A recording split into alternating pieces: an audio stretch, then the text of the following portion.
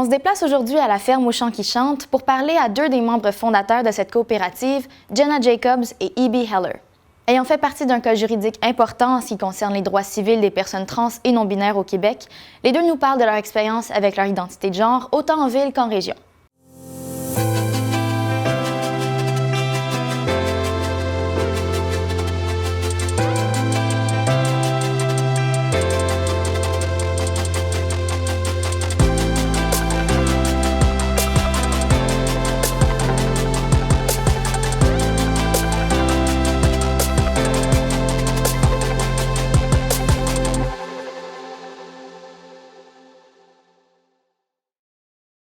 Donc, je vais commencer avec un petit peu de background sur l'historique un petit peu de la ferme. Donc, vous êtes deux des fondatrices de la ferme aux champs qui chantent. Donc, parlez-moi un petit peu de comment vous êtes rencontrés, comment vous avez eu l'idée de commencer la ferme, etc. En 2008, mon amie Heather et moi, on avait commencé à faire une genre de discussion on aimerait avoir une ferme ensemble, on aimerait comme avoir une communauté ensemble en région. Et on a décidé de prendre ce projet comme idée puis essayer de le développer le plus possible. Puis finalement, en 2010, j'ai rencontré Jenna, Heather aussi. Puis là, nous trois ensemble, on s'est dit, ça va être un bon fit. On se trouvait complémentaires dans nos compétences et capacités. Puis c'est ça, en 2012, on a trouvé cette ferme ici, en Argenteuil, puis on l'a achetée. Bien, si je me rappelle correctement de notre conversation, votre ferme, dans le fond, est complètement opérée par des personnes de la communauté LGBT. Est-ce que vous pouvez me parler un petit peu plus de cette décision-là? Bien, en fait, ce n'est pas une décision en tant que... on n'exclut pas les personnes qui ne sont pas LGBT. Mais c'est ça, comme moi, Jenna et Heather, les trois personnes qui ont fondé la ferme, on s'identifie tous comme LGBT. Heather est partie en 2015, puis depuis ce temps-là, il y a d'autres membres de la coopérative. On est une coopérative, en fait, ce qui est très important. En ce moment, on est 6 membres, puis nous 6, en ce moment, on s'identifie queer, tout le monde. Mais bon, c'est pas pour dire qu'à la long terme, il y aura quelqu'un d'autre qui s'identifie autrement. C'est juste, c'est tombé comme ça en ce moment. Oui, c'est un peu comme notre communauté aussi. Quand on commence à chercher les travailleuses aussi, c'est souvent les gens queer qui appliquent pour les positions ici, pour venir travailler ici. Et donc, ça grandit comme ça. Quand on a quand les gens queer travaillent ici, il y a les autres gens, les amis des amis qui il y a une ferme qui est gérée par les gens queer et trans. Peut-être ça va être une nice place d'aller travailler. Puis donc, les deux, vous avez travaillé sur des fermes avant de vous installer ici. Non? Ni l'un ni l'autre. Ni l'une ni l'autre, donc vous avez... Mais le troisième membre, Heather. Non plus? Oui. Elle a eu beaucoup d'expérience sur les fermes. Elle a travaillé sur les autres fermes pendant 3-4 ans avant de démarrer ici. Donc, beaucoup des méthodes qu'on utilise ici, ça vient de Heather sur la base. Mais moi et E.B. amènent les autres compétences à la ferme au même temps. OK. Ouais, moi, j'avais travaillé comme bénévole sur des fermes, mais j'ai jamais travaillé une saison complète. Mais j'ai amené une background en administration, en communication, en marketing. Donc, j'ai apporté ça à la ferme. Puis Jenna a apporté d'autres compétences, comme tu disais. Ouais, moi, avant, j'ai travaillé en foresterie, en écologie forestière. Et j'ai passé beaucoup de temps sur les VTT, les camions, sur les autres stations de recherche avec les tracteurs. J'ai passé, quand j'étais plus jeune, j'ai eu les vieilles autos. J'ai travaillé souvent sur les autos, donc c'était une bonne fit pour travailler sur les tracteurs et les tracteurs sur les champs. Et mes compétences en écologie aussi, c'est comme une forêt, c'est pas trop différent qu'une ferme, mais c'est juste le cycle, c'est vraiment plus long dans une forêt qu'une ferme. Ça, c'était pas trop différent quand j'ai commencé ici. Comment a été votre expérience, considérant que, tu sais, mettons, l'industrie forestière, on pense très souvent à, tu sais, comme lumberjacks. C'est très, je veux dire, très masculin comme stéréotypiquement, non? Non, mais moi, j'étais plus un académique. OK. Donc, moi, j'ai déménagé à Montréal pour faire un doctorat en écologie à UQAM. So, quand on a démarré la ferme, c'était juste quand j'ai plus de funding, j'ai plus de money pour faire mon doc. So, I'm like, OK, j'ai besoin d'un autre projet. C'est comme, j'ai fait toute ma vie en 4 ans. J'ai fait un doc de 4 ans, une maîtrise en 4 ans, un bac en 4 ans. Peut-être je peux faire une ferme en 4 ans. Et c'était... Ça fait 12, mais bon. Oui, ça fait 10, 11 ans maintenant, mais je suis toujours ici. Et en académie, c'est pas comme Lumberjack. C'était un peu comme ça quand j'ai travaillé au nord, en Abitibi. Mais à UQAM, c'était une bonne communauté à UQAM. J'ai fait mon coming out à UQAM aussi. Et c'est vraiment bien passé. Comment ça s'est passé, comme toute cette partie-là de vous, de faire votre coming out pendant votre doctorat? C'était un peu mon vision pour venir à Montréal. C'est comme, j'ai pensé, quand je viens d'Alberta, en fait, j'ai eu tous mes amis en Alberta, j'ai travaillé en académie en Alberta, j'ai travaillé à l'Université d'Alberta. Et j'ai pensé, peut-être ça va être plus facile si je déménage à Montréal et j'ai eu pas les expectations sur moi ici. Je peux reinvent myself ici. Donc, j'ai fait ça. Je commence les étapes pour la transition ici. J'ai commencé à faire mon coming out avec mon groupe de laboratoire. Après ça, j'ai fait comme le département. Et c'était ça. C'est vraiment bien passé. C'est comme le côté communauté à cause, c'était facile. C'est le côté médical à Québec, c'était difficile. Le système, c'était en 2010-2011, c'était vraiment plus difficile que maintenant. On a fait beaucoup de changements dans les derniers 10 ans. Et il y a les changements que moi, Ibi était, on était dans Un cas juridique. On faisait partie du cas juridique qui a été décidé, ça fait pas très longtemps, mais qui a été mené par le Centre de Gender Advocacy à Concordia. Puis nous aussi, on était des... c'est quoi, les plaintiffs? Les... demandeurs. Exact. Exact. On était des demandants aussi. Puis c'était un cas pour être capable de, mettons, plus facilement changer le marqueur de genre sur le certificat de naissance, comme pour le parent, là, mettons. Comme pendant longtemps, quand nous, on a eu nos enfants, c'était impossible de marquer autre que mère ou père. Donc, c'était impossible de marquer parent, ce que moi, j'aurais aimé. Puis, en plus, c'était presque impossible de changer ça si on faisait un changement de mention de sexe au Québec, comme, mettons, ce que Jenna a fait. C'était impossible de changer ça sur le certificat de naissance de notre enfant. Ce qui mène quand même à une certaine... On utilise quand même le certificat de naissance pour les enfants assez souvent. On l'amène à l'école, puis ça fait toujours une sorte de coming out dans les situations où c'est pas vraiment nécessaire. Donc, c'est ça, on faisait de 2014 jusqu'à 2019, on faisait partie de cette cas juridique qui a finalement été comme décidé en notre faveur. En fait, maintenant, c'est beaucoup plus facile de faire ces changements-là. Mais oui, c'est ça, ça a beaucoup changé dans les dernières 10 ans. Là. Ouais.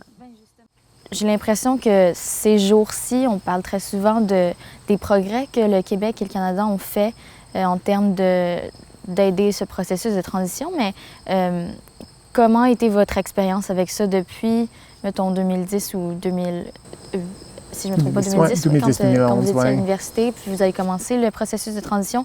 Est-ce que vous avez remarqué vraiment comme une amélioration jusqu'à maintenant? Oui, c'est difficile pour moi de dire s'il y a encore le chemin à faire parce que ma chemin, c'est presque fini. C'est fini jamais, mais c'est quand même, j'ai commencé il y a 11-12 ans maintenant. Mais pour moi, c'est triste au début, c'était vraiment difficile. J'ai dépensé beaucoup d'argent aussi. le programme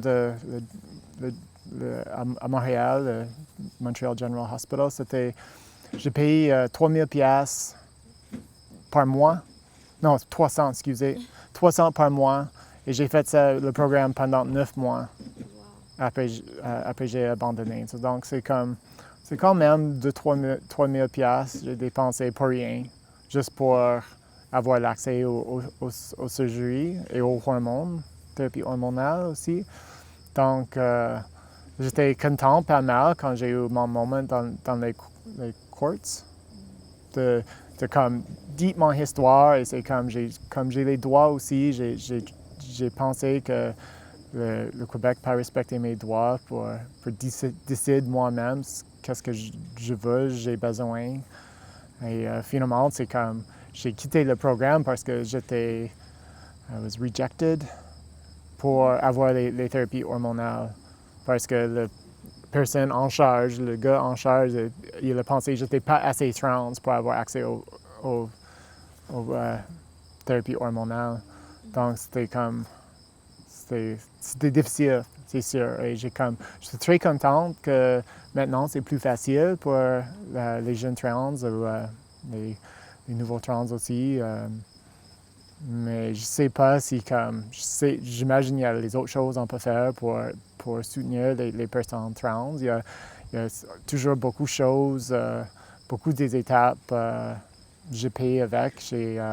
J'ai pensé que j'ai eu des privilèges, j'ai un peu d'argent, j'ai travaillé pour l'Université de l'Alberta avant que j'ai déménagé ici. J'étais capable d'acheter une maison quand j'étais plus jeune. Je l'ai vendu juste avant que j'ai déménagé à Montréal. Quand le prix pour une maison était très cher, donc j'ai fait de l'argent avec une maison. J'étais chanceuse à cause de ça.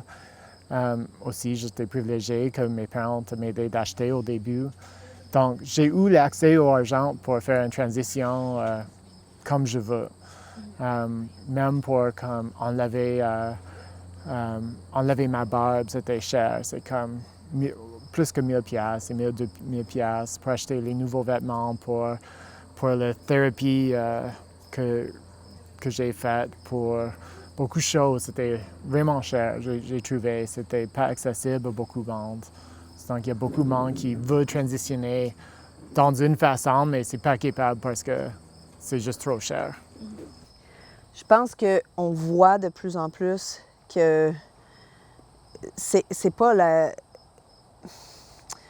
mais comme Jenna a dit, ben, le mot en anglais « gatekeeper », il y a tellement une façon d'imaginer que c'est les médecins qui ont besoin de décider tout, puis que eux autres, ils décident tout, puis il faut que des personnes trans sont potentiellement dangereux, puis ça a beaucoup changé dans les dernières 10 ans pour dire non.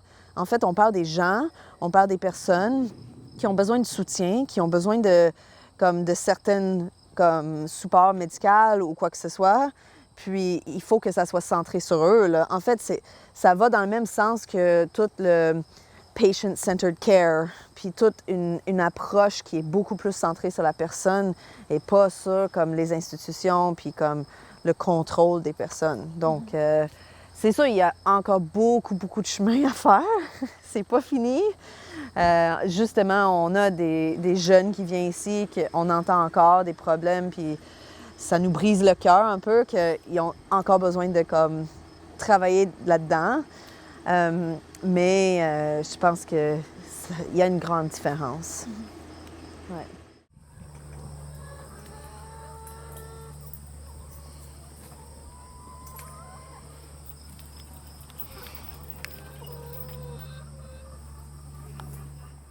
De quelle manière est-ce que vous trouvez qu'on peut mieux supporter les communautés trans, non-binaires et LGBT?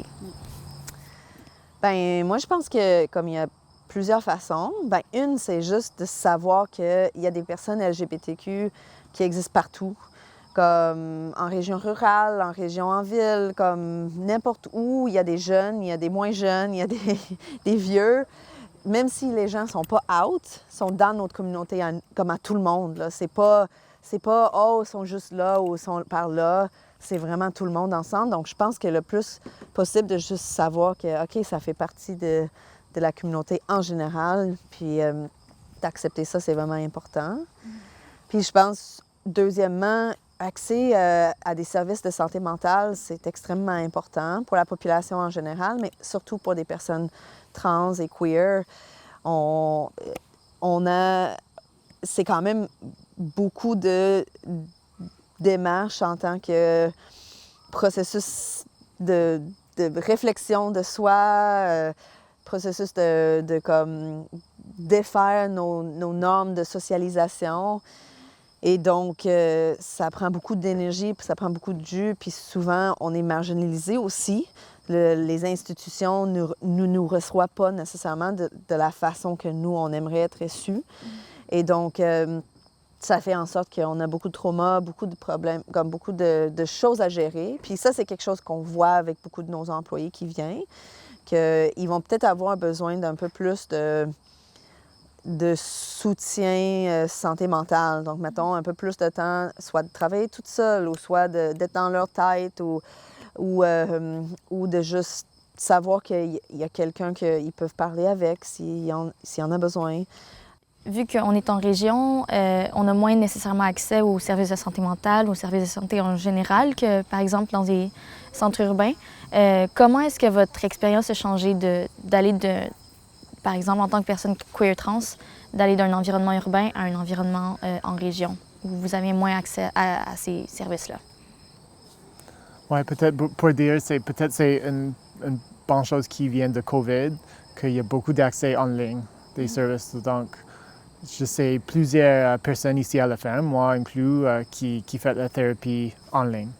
Et c'est super qu'on peut voir un thérapeute dans un horaire régulier en ligne. Ça marche vraiment bien.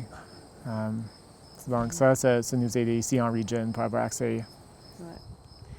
Mais honnêtement, c'est aussi comme Jenna a fait la plupart de sa transition, comme les étapes médicaux à Montréal avant de déménager à la ferme ou pendant qu'on était déjà ici, mais on faisait le voyage beaucoup, là, comme c'est sur le chemin entre ici puis Montréal, c'est connu pour nous.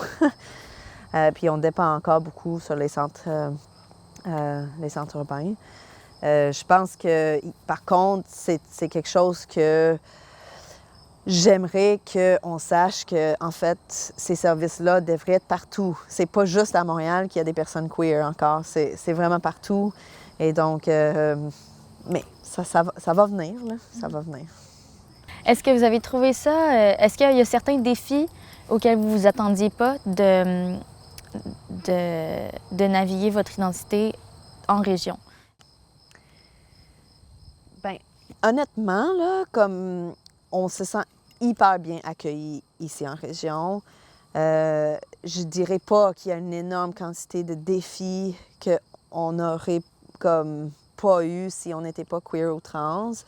C'est vrai que, mettons, quand j'ai inscrit notre premier enfant à l'école, il fallait que je montre les certificats de naissance. Il y avait une certaine mal à l'aise. Bien, premièrement, c'est 2 mamans, mais bon, sur le certificat de naissance, il y en a un qui est marqué papa, mais c'est pas papa, c'est vraiment maman. Puis ça, c'était vraiment difficile. Puis en plus, dans ce contexte-là, j'ai même pas glissé un mot que j'aimerais mieux être appelée parent que maman, là, comme je laisse tomber, puis je vais le dire à quelqu'un, comme je vais le dire à une prof de mes enfants, après avoir fait un lien de confiance, etc., mais peut-être pas avant, là. Puis bon, ça fait juste partie de mon chemin à moi. Peut-être il y aura d'autres mondes qui diraient ça tout de suite, mais pour moi, je pense ça. Donc oui, il y a peut-être des moments de confusion ou des moments d'éducation qu'il faut que nous, on fait, comme aux profs ou aux enseignantes, etc. Mais en même temps, je trouve que le monde sont prêts pour ça, sont prêts à nous recevoir, sont super comme prêts à apprendre des choses, accueillantes, comme j'ai dit, comme on a une couple de voisins en particulier que j'aurais jamais cru qu'ils soient autant nos supporters, mais on est vraiment chanceux pour ça, là, je trouve. Je vais m'en aller un petit peu plus d'un côté, parce que vous disiez que vous préfériez être appelé parent. Donc, être non-binaire, l'identité non-binaire, c'est très peu compris en général. On entend beaucoup plus de personnes parler de l'identité trans, d'être gay, d'être lesbienne. Qu'est-ce que c'est d'être non-binaire? Si vous pouvez nous donner comme un petit j'aimerais crash savoir course. aussi. Non, c'est pas vrai.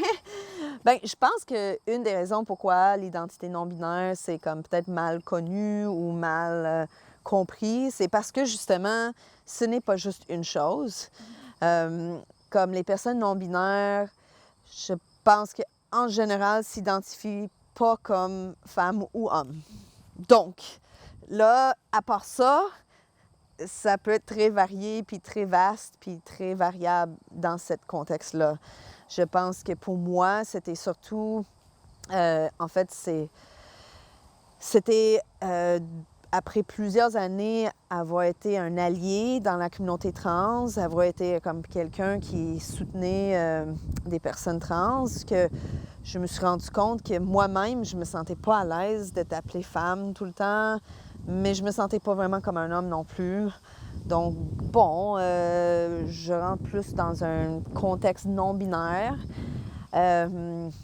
Mais, ouais, c'est ça. Pour moi, mettons, c'est ça. Ça change pas une énorme quantité de choses dans ma vie quotidienne. C'est pas comme... j'ai pas changé de nom ou beaucoup de choses, mais c'est sûr que les petites affaires, juste comme d'être toujours... Comme, je pense qu'une chose que j'aimerais beaucoup... En fait, j'aimerais que ça soit juste normalisé, que dans les situations de public où on ne connaît pas le genre de quelqu'un, parce qu'on ne peut pas savoir c'est quoi le genre de quelqu'un juste en le regardant, en fait. Comme, il y a beaucoup de personnes qui assument que je suis une femme, que j'identifie comme femme, puis je ne vais pas nécessairement prendre le temps à Canadian Tire de leur dire « Eh bien, est-ce que, en fait, je ne suis pas madame, ni monsieur, juste... » Tu peux juste dire merci, bonne journée, là, c'est tout. Mais je pense que, comme, de juste peut-être de se poser la question, est-ce que j'ai vraiment besoin d'utiliser un mot genré dans la façon comment j'aborde une discussion avec quelqu'un en public ou whatever, puis ça aidera les personnes trans ainsi que les personnes non-binaires, ainsi que tout le monde. Ça s'ouvre les portes, c'est tout.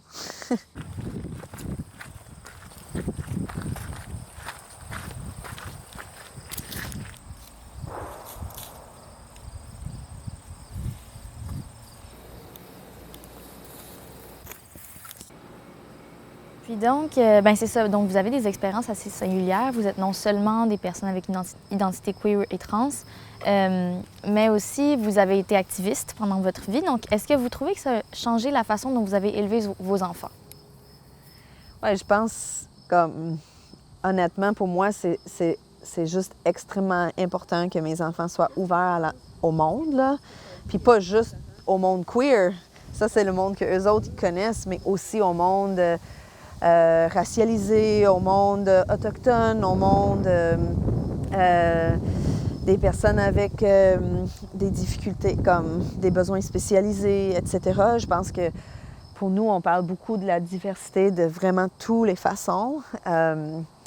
Puis on leur montre que tout est possible. Puis justement, quand on ne connaît pas quelque chose, on peut en poser des questions. On a le droit de poser des questions. On a le droit d'être curieuse envers le monde, puis aussi d'être respectueux. Puis je pense que c'est surtout ça qu'on enseigne, c'est le respect de tout le monde, puis la curiosité.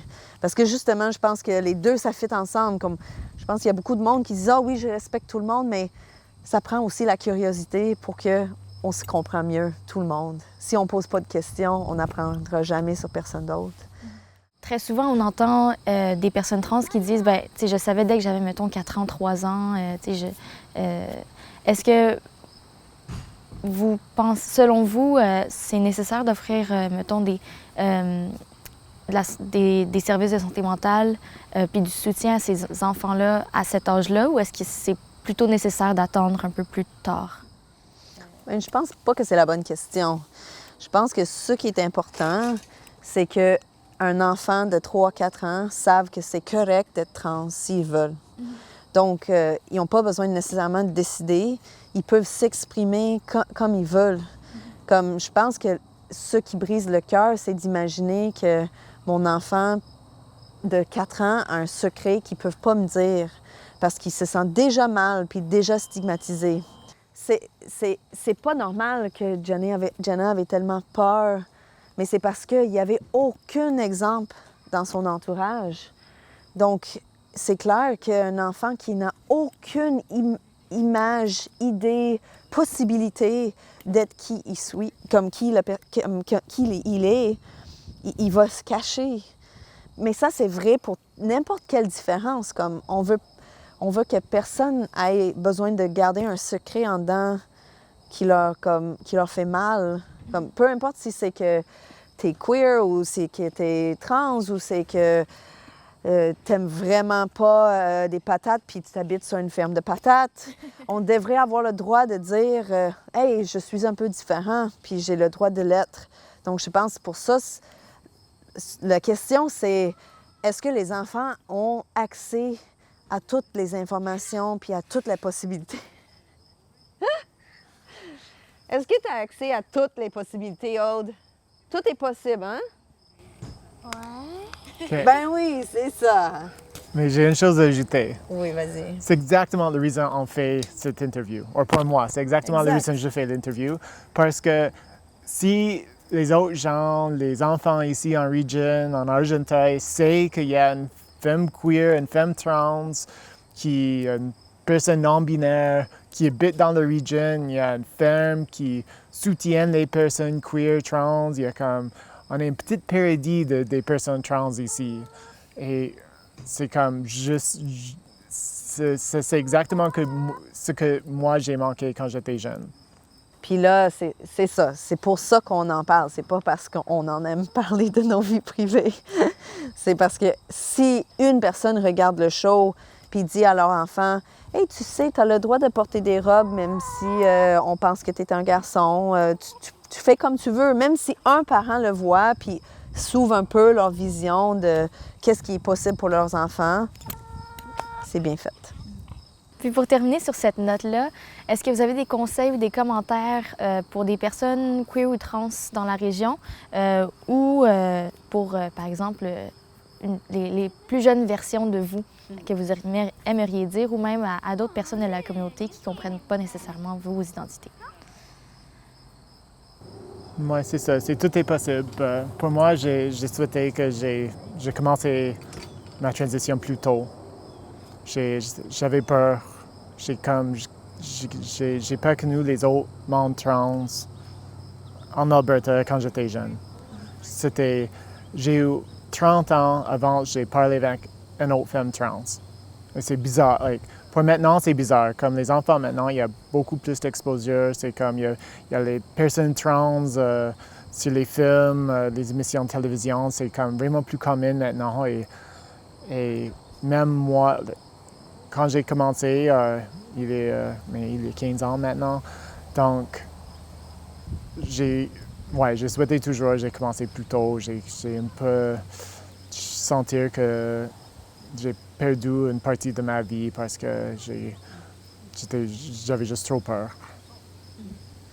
T'as pas besoin, comme si, mettons, t'es quelqu'un queer ou trans, t'as pas besoin de déménager à Montréal. Tu peux vivre ta vie ici si tu aimes ça.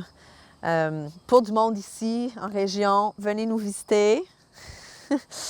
on est toujours très contents de rencontrer des personnes queer ici en région, des jeunes ou des moins jeunes. Mais je pense pour moi, là, puis je pense qu'il y a beaucoup de monde qui vient ici, puis qui vont travailler ici, puis qui vont dire « Hey, voyons, c'est la première place où je me sens tout à fait juste moi-même. Puis j'ai pas besoin d'expliquer qui je suis, etc. » Puis je pense que c'est possible de créer ce lien quelque part pour tout le monde, là. Comme c'est possible de créer cette lieu, je veux dire, cette lieu de sécurité. C'est possible. N'ayez pas peur. Vous allez le trouver. ça existe.